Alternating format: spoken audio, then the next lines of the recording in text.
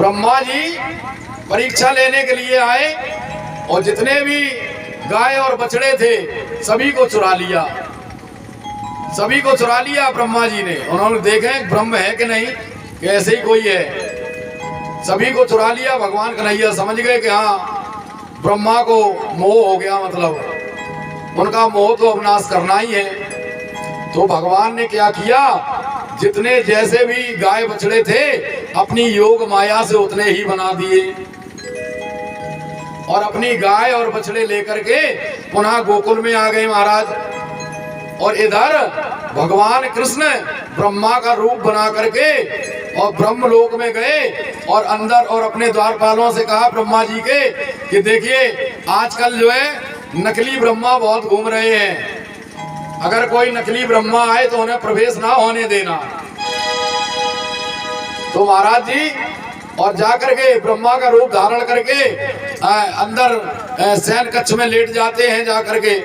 तब तक इधर से असली ब्रह्मा आते हैं। तो द्वारपालों ने कहा कौन हो तुम, चलिए भागिए यहाँ से। उन्होंने कहा अच्छा हम ब्रह्मा हैं। उन्होंने कहा अच्छा। द्वारपालों ने सोचा कि हमारे महाराज सही कह रहे थे, नकली ज्यादा आजकल घूम रहे हैं। उन्होंने कहा हम समझ गए तुम असली हो, लेकिन जाओ घुस नहीं पाओगे, जाइए यहाँ से। ब्रह्मा जी ने सोचा क्या बात हो गई है, ये तो हमें रोज जो है कभी ऐसा नहीं कहते थे, आज क्यों कह रहे हैं। तो जब कुछ देर बाद देखा ब्रह्मा ने तो कुछ व्यापारी अपने ऊंट पर ब्रह्मा के बोरे भरे भरे जा रहे हैं जिनमें छोटे छोटे ब्रह्मा हैं। और ब्रह्मा जी ने पूछा इसमें क्या है, कि इसमें ब्रह्मा है। उन्होंने कहा अरे ये बड़े बहुत ब्रह्मा है। तो इधर जब उन्हें प्रवेश नहीं होने दिया तो भगवान स्वयं निकल करके आए। तो उन्होंने वो समझ गए कि हाँ ये हमने जो बछड़े गाय चुराए हैं ये वास्तव में ही ब्रह्म हैं। तो जब उन्होंने कहा कि अच्छा ऐसा है तुम मुझे दरवाजे पे नहीं घुसने दे रहे, मेरी पत्नी को बुला दो, जब मैं अपने घर की वस्तु बता दूं कि हमारी चीज ये अंदर ये रखा है, पत्नी के हाथ में तिल है, तब तो मानोगे विश्वास करोगे। तो उन्होंने कहा ठीक है। ब्रह्माणी को बुलाया तो उन्होंने ऐसा ही किया। अच्छा ब्रह्माणी जी ने भी समझा कि हमारे महाराज अंदर लेटे हुए हैं। जब ब्रह्माणी आई तो जो पूर्ण तरीके से जब विश्वास दिलाया कि हाँ यही ब्रह्मा है, तो उन्होंने कहा अगर आप सच्चे ब्रह्मा हो, असली ब्रह्मा हो, तो वो कौन है कि कौन, कि वे अंदर लेटे। उन्हें कौन लेटो अंदर, कि आप ही तो लेटे हो। सोई वो समझ गए कि हाँ साक्षात ब्रह्म है। ब्रह्मा जी जाते हैं, भगवान को नारायण को प्रणाम करते हैं और जो भी गाय बछड़े थे वो उन्हें देते हैं जाकर के वापस। इधर इस प्रकार से ब्रह्मा जी का मोह भंग किया। अब भगवान कन्हैया एक बार यमुना तट पर गए जहाँ उनकी भेंट एक राधा नाम की गोपी से हुई। गुप्ता जी साउंड वाले यहाँ आ जाएं। कहाँ गए लला, कहाँ गो ललाऊ, जाओ पैटर्न खोल दो, आए पैटर्न कहीं डाल दे। तो प्रथम बार उन्होंने एक गोपी को देखा जिसका नाम था राधा। वैसे राधा का नाम भागवत जी में नहीं आया है, ये व्यास जी की गुरु माना है। बोलिए राधा रानी की, बोलिए राधा रानी सरकार की। जब राधा को देखा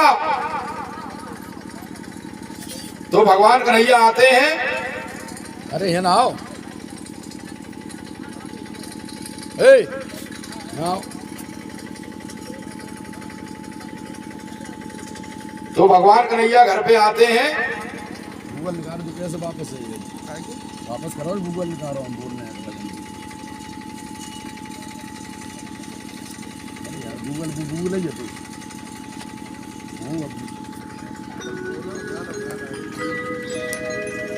और मैया यशोदा से कहते हैं मैया मैं तो ब्याह करूंगा, मेरा ब्याह करा दे मैया।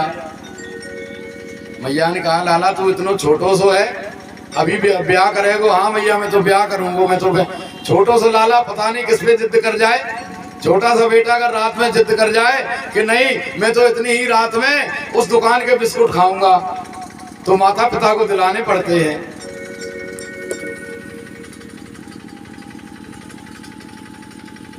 राधिका गोरी से व्रत की चोरी से लड़क से। तो भगवान कन्हैया कह रहे हैं मैया मैंने अपने लिए दुल्हनिया ढूंढ ली है, मैं तो उसी से विवाह करूंगा। बड़ी मीठी मीठी बातें कर रहे हैं मैया को रिझाने के लिए। कन्हैया आज कह रहे हैं हे मैया राधिका गोरी से विरज की छोरी से मैया करा दे मेरो ब्याह। राधिका गोरी से विरज की छोरी से मैया करा दे मेरो ब्याह। मैया कहती है लाला उम्र तेरी छोटी है, नजर तेरी छोटी है, उम्र तेरी छोटी है, नजर तेरी खोटी है, कैसे करा दूं तेरो ब्याह। लेकिन कन्हैया कहते हैं ना भैया राधिका गोरी से विरज की छोरी से मैया करा दे मेरो ब्याह। सानियों की सेवा करते हुए श्री राधे।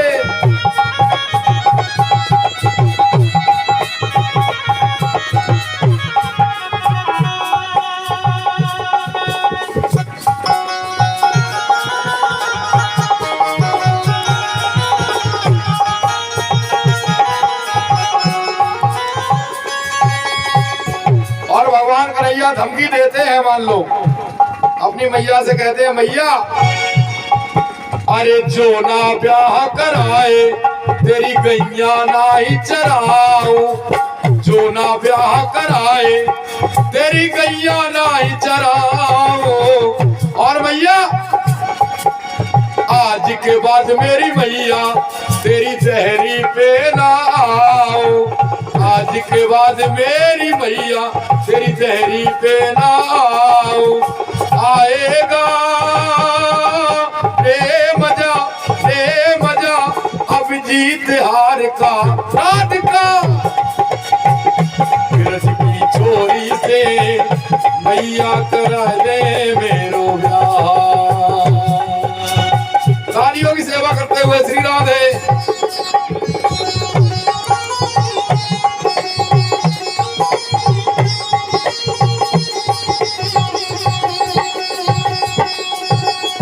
और भगवान कन्हैया मैया को लालच देते हैं कि शायद मैया मान जाए, क्योंकि जो बेटे हैं ना मैया से कहते हैं मैया मैं ये करवा दूंगा वो करवा दूंगा, तो मैया को रिझा रहे हैं और लालच दे रहे हैं। कह रहे हैं मैया जो तू इतनो काम करे है मैं तो देखता रहूं, सुबह जागे झाड़ू लगावे हैं ये करे वो करे, पूरा दिन बीत जाता। मैया तेरी उम्र ना है काम करवेगी आंसू। अब मेरी इच्छा ये है मैं ये चाहता हूँ कि अरे चंदन की चौकी पे मैया तुझको बैठाऊं, चंदन की चौकी पे मैया तुझको बैठाऊं। अपनी राधा से मैं चरण तेरे दबाऊं, अपनी राधा से मैं चरण तेरे दबाऊं। भोजन में बनवाऊंगा पाऊंगा 56 प्रकार के। राधिका गोरी से विरज की छोरी से मैया करा दे मेरो ब्याह। श्री राधे।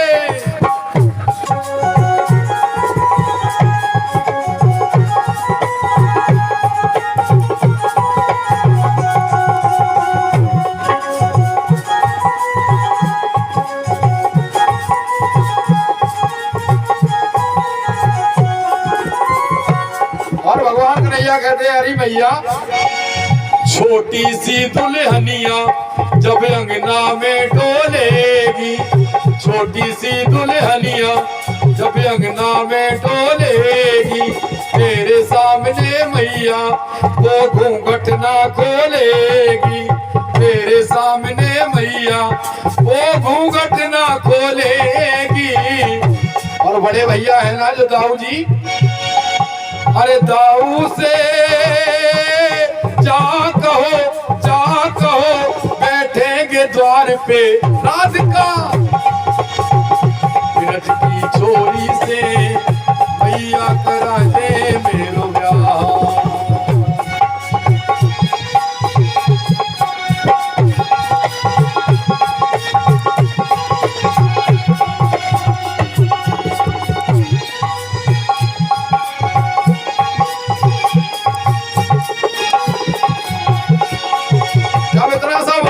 यशोदा मैया ने सुना तो मैया, अरे सुन बातें कान्हा की मैया बैठी मुस्काई, सुन बातें कान्हा की मैया बैठी मुस्काए, लेके बलैया मैया हिमड़े से अपने लगाए, लेके मनैया मैया हृदय से अपने लगाए।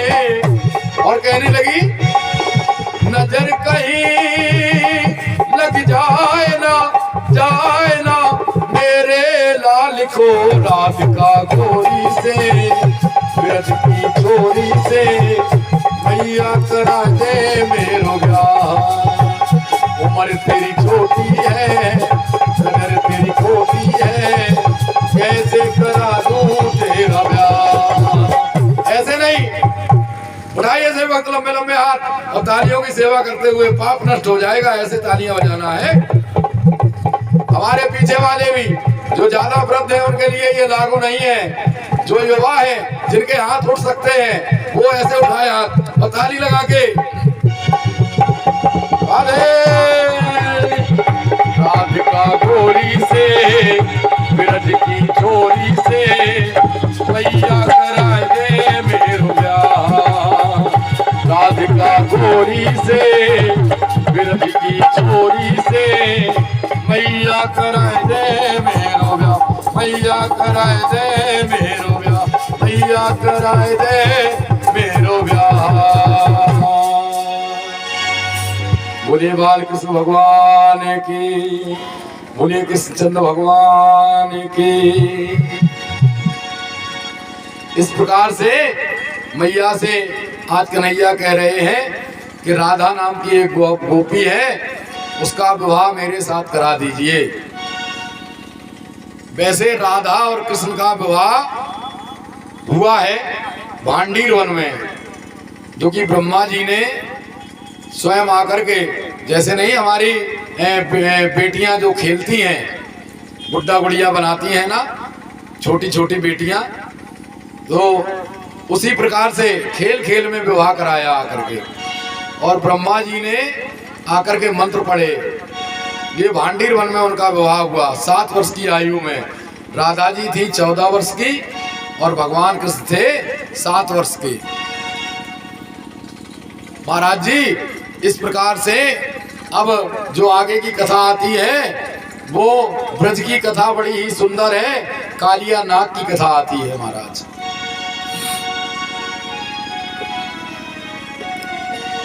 भगवान कृष्ण ने कालिया नाग का उद्धार किया। भगवान ने देखा यमुना पे जाकर के कुछ गायें जो जल पीती तो जल पी करके उनकी मृत्यु हो जाती। भगवान ने सोचा लगता है इसमें ऐसा क्या है, इतना विषैला जल ये कैसे हो गया, क्योंकि वहां पर कालिया नाग रहता था जिसके विष से वो पानी विषैला हो चुका था। तो भगवान ने कहा कि इसका भी उद्धार करना है। एक बार भगवान ने एक खेल खेला, गेंद का खेल खेला। गेंद का खेल खेला, मनसुखा ने अपनी माता से एक गेंद बनवाई और सभी गाय को ढील देते, गाय जंगल में चल रही हैं और सभी सखा ग्वालवाल गेंद को खेलने लगे। गेंद खेलते, नृत्य खेलते थे। एक बार कन्हैया ने क्या किया, गेंद को लिया और गेंद को इतनी वेग से फेंक दिया कि गेंद सीधी जाकर के यमुना के जल में समाहित हो गई, जहां कालिया नाग अपनी 7 पत्नियों के साथ रहता था। मनसुखा कहने लगा, मुझे मेरी गेंद दो, मुझे मेरी गेंद दो, मुझे मेरी वही गेंद चाहिए। ग्वालों ने कहा कि कि मैं तुझे दूसरी गेंद दे दूंगा, लेकिन उसने कहा नहीं, मेरी मैया ने गेंद बनाई है, मुझे तो यही गेंद चाहिए, मेरी मैया मुझको मारेगी, मुझको यही गेंद ला दो। तो भगवान कृष्ण ने क्या किया, अपनी मुरली को कमर में दबाया और जाकर के उसी यमुना में कूद जाते हैं महाराज। यमुना में कूदते हैं तो जहाँ कालिया नाग रहता था वहीं पर जाकर के पहुंचे तो कालिया नाग सो रहा था, सो रहा था। तो भगवान ने जाकर के अपने एक चरण का प्रहार किया उसकी पूंछ पर, उसकी पूंछ पर चरण का प्रहार किया, कालिया नाग जाग गया। पहले तो उसकी पत्नियां कहने लगी कि अरे लगता है ये किसी का बालक बह के आ गया है, इसकी माता रुदन कर रही होगी। तो उसकी जैसे ही नाग की, कालिया नाग की पत्नियों ने देखा, कहा कि लाला यहाँ से तुम चले जाओ, ये जो हमारे पति हैं ये आपका वध कर देंगे, आपको मार देंगे। तो वो पत्नियां कहने लगी यहाँ से चले जाओ। तो उन्होंने कहा कि देवी मैं जाने के लिए नहीं आया हूँ, मैं यहाँ कुछ करने के लिए आया हूँ।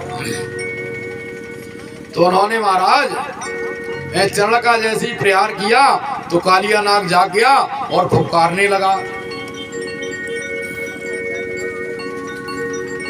फुफकारने लगा महाराज। तो और कालिया नाग को भगवान मारने लगे। तो उसकी पत्नियां, जो कालिया नाग की पत्नियां थी, वो भगवान से प्रार्थना करने लगी कि प्रभु मेरे मांग का सिंदूर ना छीनो।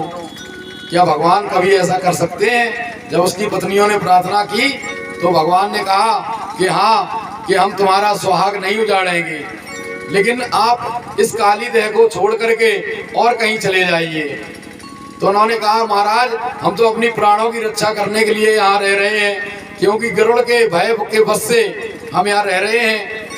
क्योंकि रमण द्वीप में जो गरुड़ जी है ना, वो सांपों का ही भोजन करते हैं। गरुड़ जैसे जो गरुड़ देव है ना, तो गरुड़ आते रमण द्वीप में जहाँ अनेकों सर्प रहते थे, तो गरुड़ जी आकर के 2-4 सांप खाते, 10-15 को घायल करके चले जाते।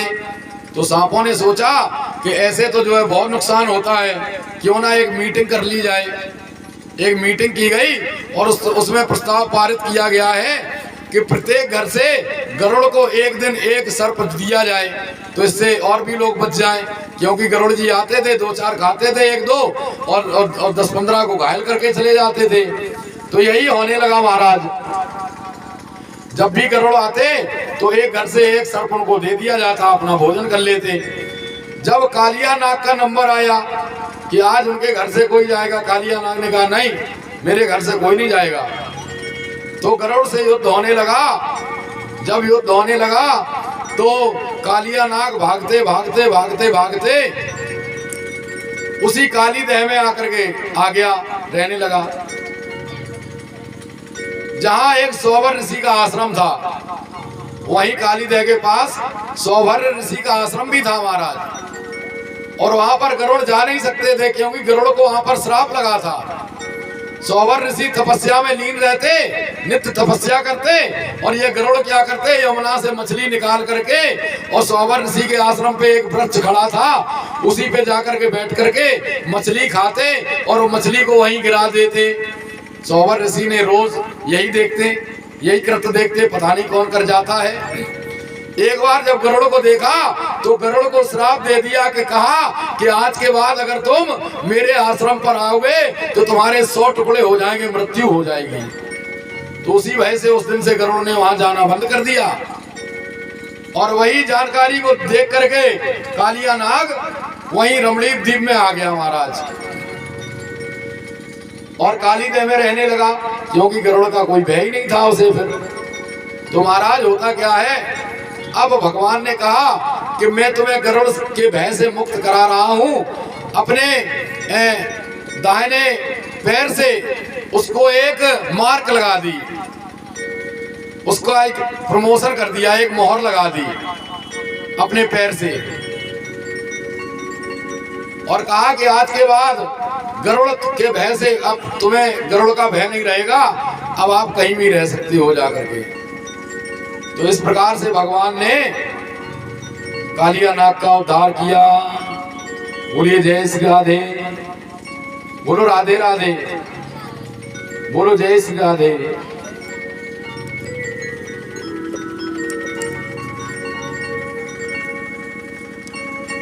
अब इसके बाद महाराज भगवान ब्रजवासियों को दानव दल से बचाते हैं। प्रलंबासुर से बचाते हैं। गौओं और गोपों का दानव दल से बचाना। वर्षा और शरद ऋतु का वर्णन किया गया है। हमारे देश में 6 ऋतुएं होती हैं। उसके बाद महाराज बेड़ू गीत,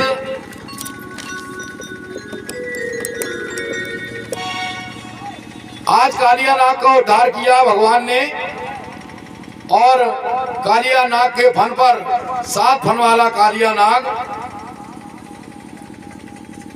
और जैसे ही मुरली बजाते हुए भगवान कृष्ण ऊपर आते हैं, सभी ब्रजवासी यमुना के पास भगवान का इंतजार कर रहे हैं। और भगवान जैसे ही मुरली बजाते हुए कालिया नाग के फन पर नृत्य करते हुए जैसे ही आते हैं तो सभी देवताओं ने जयकारा लगा दिया। बोलिए कृष्णचंद्र भगवान की, बोलिए वहां के बिहारी लाल की। मैया बड़ी चिंतित, मैया बड़ी रुदन कर रही थी। जैसे ही कन्हैया को देखा तो मैया प्रसन्न हो जाती है। अपने लाला को लेकर के वापस पुनः अपने भवन में आती है। इस प्रकार से कालिया नाग का उद्धार किया भगवान। कभी भी ये माताएं ये सिंदूर लगाने का कारण जानती हैं आप? जो माताएं सिंदूर लगाती हैं, इस सिंदूर के लगाने से एक तो पति की लंबी आयु होती है, ऐसा बताया गया है, ये पौराणिक बात है। और दूसरी बात, जो माता नित्य स्नान करने के बाद अपनी मांग में सिंदूर लगाती है तो उसके पति की अकाल मृत्यु नहीं होती, ना ही उसे कोई मार सकता है। वो कैसे? एक बार जब मेघनाथ युद्ध करने के लिए आया तो उर्मिला ने उसकी आरती की और अपने मांग में सिंदूर भरे हुई थी महाराज। तब जाकर के लक्ष्मण को शक्ति लगी, विजयी प्राप्त करके आया। अब जब दूसरी बार जब युद्ध करने के लिए गया तो उर्मिला जी स्नान कर रही थी, उस समय स्नान कर रही थी और बिना तिलक कराए वो वापस आ गया तो मेघनाथ की मृत्यु हो गई। उसी प्रकार से इधर बाली था तो बाली की पत्नी जो तारा थी वो नित्य अपने मांग में सिंदूर लगाती थी और सिंदूर, और जिस समय सुग्रीव ने जाकर के ललकारा कि आओ मुझसे इसी समय युद्ध करो, उस समय माता तारा स्नान कर रही थी तो इसलिए बाली का वध हो गया, नहीं तो बाली नहीं मरता। और बाली का वध भी क्यों किया भाई? भगवान की कोई दुश्मनी तो थी नहीं बाली से, क्या थी? वो तो सुग्रीव से मित्रता कर ली। बाली का वध करने का कारण था जो मुकुट है ना, जो अयोध्या का मुकुट था वो बाली के पास था। एक समय देवासुर संग्राम हुआ तो राजा दशरथ 10 दिशाओं के विजेता थे, तो उन्होंने देवताओं की सहायता की। दैत्यों पर जब विजय प्राप्त की तो केकई वीरांगना थी, केकई की उंगली वज्र की थी महाराज, वज्र की उंगली थी। तो उनके रथ के पहिए की कील निकल गई तो केकई ने अपनी उंगली फंसा दी जिससे कि पहिया ना निकल पावे, कुछ तो ओट चाहिए। तो राजा दशरथ ने, क्योंकि युद्ध करते करते थक गए थे, पंपापुरी नगरी से निकल रहे थे जहाँ बाली का क्षेत्र था। वहां पर तारा रानी का एक बाग था, सरोवर था, जिसमें पुरुषों का जाना वर्जित था, केवल माताएं महिलाएं ही जा सकती थी। तो राजा दशरथ अपनी कैकेयी रानी के सहित उस जगह पहुंच गए जाकर के तो देखा जब तारा जो अपनी सखियों के साथ स्नान करने के लिए आई महाराज, उस बगीचे में उसी में एक सरोवर तालाब था, स्नान करने के लिए आई। जैसे ही राजा दशरथ को देखा कि अरे मेरे तो इस बाग में पुरुष है, बाली को जो है कह दिया। बाली आया, बाली ने कहा तुम्हारी हिम्मत कैसे बढ़ी यहाँ घुसने की, यहाँ तो पुरुष वर्जित हैं, या तो मुझसे युद्ध करो या तो अपना मुकुट दो मुझे, या अपनी स्त्री छोड़ के जाओ कैकेयी को। अब महाराज जी यहाँ समस्या दशरथ के सामने, दशरथ तो भाई सूरवंशी युद्ध करने के लिए तैयार। कैकेयी ने समझाया महाराज ये गलती नहीं कर देना, ये बाली है, इस बाली से जीत नहीं पाओगे, तो क्या किया जाए, युद्ध ना करूं तो क्या मैं तुम्हें छोड़ दूं कि नहीं नहीं मुझे भी ना छोड़ो। अच्छा स्त्री को अगर वहां छोड़ के आते हो ये भी गलत है, सूरकुल की मर्यादा का पे दाग लगेगा। तब राजा दशरथ ने अपना शीश मुकुट बाली को दे दिया। तब बाली ने कहा अब जाइए, आज के बाद यहाँ आना नहीं। हाँ, तो राजा दशरथ को बड़ी चिंता। अच्छा कैकेयी तो वो जानती थी माता कैकेयी कि बाली के यहाँ ऐसे फंस गए तो मुकुट वहां रह गया। अब भगवान को राजा बनाया जा रहा है, क्या बताइए बिना मुकुट के राजा कोई बन सकता है, बिना ताज के नहीं। जब तक शपथ ग्रहण ना हो तब तक मुख्यमंत्री नहीं होता है वो, भले ही आप पूरी सत्ता में हो, पूरे विधायक आपके हो, तो वो मुकुट तो था ही नहीं। तब 2 वरदान दिए थे कैकेयी को राजा दशरथ ने कि तुमने मेरी देवासुर संग्राम में बहुत ही मदद की है, तुम देवी बहुत ही वीरांगना हो, 2 वरदान मांग लो। तो उन्होंने कहा महाराज अभी मेरे वरदान अपने ही पास रखो, मैं समय आने पर आपसे मांग लूंगी। तो महाराज इधर होता क्या है, इधर भगवान राम को राजा बनाया जा रहा है। भगवान राम को सबसे अधिक प्रेम माता कैकेयी ही करती थी। भले ही कौशल्या जी ने जन्म दिया लेकिन पूरी देख रेख कैकेयी ही करती थी। ऐसे मानो को कैकेयी के प्राण थे भगवान राम। तीनों रानियों में से सबसे अधिक प्रेम भगवान राम को कैकेयी करती थी। इतना भरत को भी नहीं करती थी, न शत्रुघ्न को न लक्ष्मण को। राम को बहुत प्रेम करती थी कैकेयी, बिना राम के रह नहीं पाती थी। एक बार भगवान राम की जब 7 वर्ष की अवस्था थी तो उन्होंने कैकेयी को बुलाया और कहा कि माता मैं ये जानना चाहता हूँ आप मुझसे अधिक प्रेम करती हो कि भरत से करती हो। तो कैकेयी हंस के कहने लगी पुत्र राम तुम तो मेरे प्राण हो, मैं तो सबसे अधिक तुमसे प्रेम करती हूँ। तो भगवान राम कहने लगे ना ना मैया मैं ऐसे नहीं मानूंगा, पहले मुझे वचन दे, मैं इसका प्रमाण लेना चाहता हूं कि मुझसे ही तू अधिक प्रेम करती है, मैं कुछ तुझसे मांगना चाहता हूं। तो उन्होंने कहा हाँ मांग लो, वचन दिया कि हाँ दूंगी। तो भगवान राम ने कहा कि मैया यदि तुम मुझसे अधिक प्रेम करती है तो मैं तुझसे 14 वर्ष का वनवास मांग रहा हूं, मुझे 14 वर्ष का वनवास दे देना। माता कैकेयी रोने लगी। कैकेयी ने कहा कि लोग मुझसे कुलच्छनी कुलटा पता नहीं क्या क्या कहेंगे, राम तुम मेरे प्राण मांग लेते लेकिन ये तुमने क्या मांग लिया। तो उन्होंने कहा मैया इसीलिए तो मैंने कहा था तुम मुझसे नहीं प्रेम करती है। तो उन्होंने कहा कि मैंने तुझे वचन दिया चाहे दुनिया वाले भले ही मुझे उल्टा कहें, कुलक्षणी कहें, कुछ भी कहें, मैंने तुझे वरदान दिया। तो इस प्रकार से भगवान ने खुद ही वनवास मांगा था क्योंकि वो जानते थे मुकुट बाली के पास है, बाली को मारना है जाकर के, इसलिए बाली को भगवान राम ने मारा है जाकर के। और कैकेयी जैसी माता आज तक ना थी, ना हुई है, ना होगी। कैकेयी जैसी, लोग कैकेयी को जो बुरा समझते हैं, कैकेयी जैसी देवी कोई नहीं है जिसने अपने पुत्र के लिए अपने प्रिय पुत्र को वरदान दे दिया।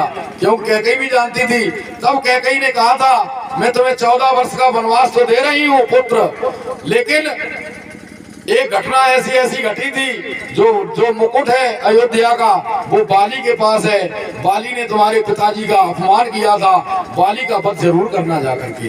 किसी का करना या ना करना। इसलिए भगवान राम ने बाली का वध किया था। बोलिए जय श्री कृष्ण, बोलिए जय श्री राधे, बोलिए जय श्री कृष्ण।